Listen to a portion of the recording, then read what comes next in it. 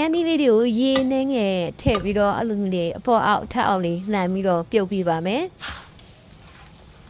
ခရမ်းသီးလေးတွေနူးလေးလာတဲ့အဲ့လိုအထက်အောက်လေးကိုလှန်ပေးနေရပါမယ်အတုပ်ထဲမှာပေါင်းဝင်ထည့်စားဖို့အတွက်ပေါင်းဝင်ပစ္စည်းလေးတွေကိုအစင်းနဲ့လုပ်ထားပါမယ်ခရမ်းသီးတွေဝယ်ဒီဘက်နိုင်နေလေးကိုအနေထားနူးဤလာပြီးဆိုလို့ရှိရင်နော်မိဘချပြီးတော့အခုခွန်လေးတွေခွာထားလိုက်ပါမယ်အခုဆိုရင်တုပ်စားဖို့အကုန်လုံးစင်သေးပြင်လာပြီးမှစ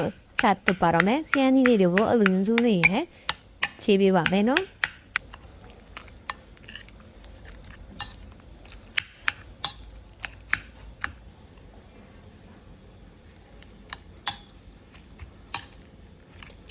စားနေငယ်